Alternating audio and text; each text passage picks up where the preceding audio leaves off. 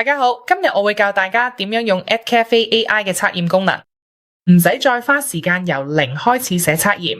EdCafe 其實可以即刻幫你根據你嘅課堂內容自動生成評估，無論你係用一個簡單主題加入或者貼上一段文字，甚至用網頁都得。如果你想根據時事出題或者上載一啲檔案，例如一個章節嘅 PowerPoint 或者 PDF， 想根據嗰啲內容出測驗都冇問題。今日我哋將試用一個基於羅密歐與朱麗葉嘅 PowerPoint 文件作為示例，所以呢個唔單止關乎戲劇本身，亦都關乎當時嘅劇院禮儀。咁我哋先上傳呢份文件，咁我哋就可以根據呢啲信息進行測驗啦。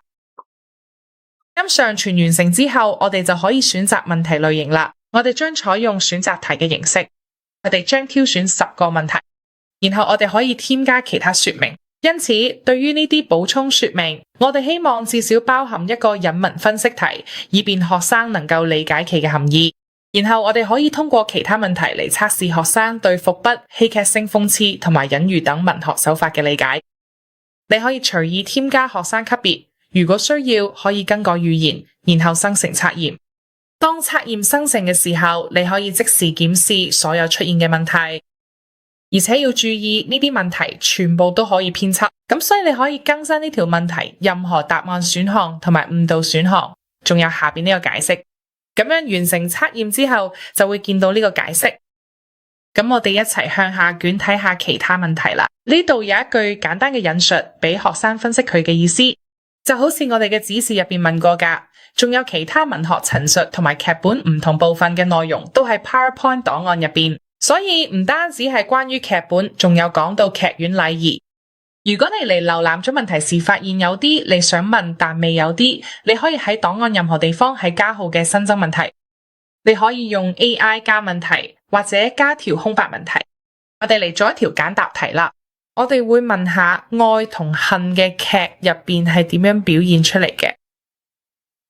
至於建議答案，你可以隨意打你想要嘅內容，但你都可以用 AI 幫手，只要喺你鍵盤上面嘅 Tab 鍵就得。之後 AI 會分析你嘅問題，然後提供一個建議答案。當一切都冇問題之後，我哋就可以儲存我哋嘅小測驗啦。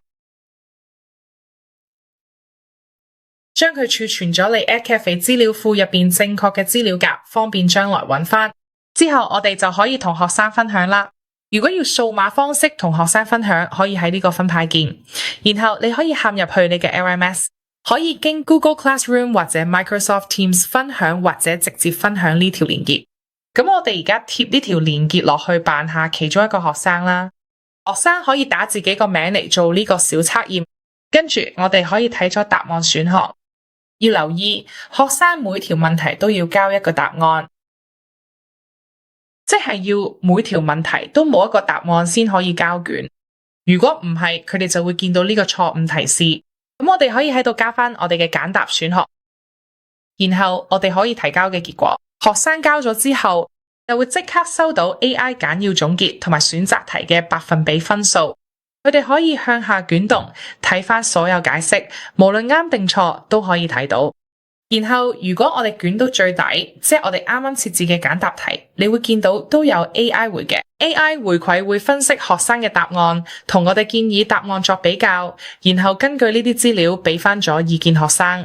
翻到老師嗰邊呢，其實我哋可以檢視晒所有學生交上嚟嘅回應。有咗呢個總覽，你就可以睇到學生成績嘅概況，你可以逐條題目去檢視。咁如果你發現有個學生喺呢度交嘅正確答案，唔知係邊個學生，你可以隨時喺呢條巴去睇下係邊個學生，咁樣你就唔使逐個學生嚟去咗睇嘅成績，你都可以隨時使入去任何一個學生喺度諗咗佢哋成績。如果你想用其他方法同學生分享，而又唔想用電子方式，你都可以將呢啲選項匯出做 Microsoft Word、PowerPoint， 甚至 Google Docs、Google Slides 同 Google Forms， 咁樣就可以好方便啲同學生分享。咁所以無論你係想快啲做理解測試、做複雜活動，定係做形成性評估，呢個工具都可以好輕鬆咁幫你產生嘅問題，去測試你學生嘅知識。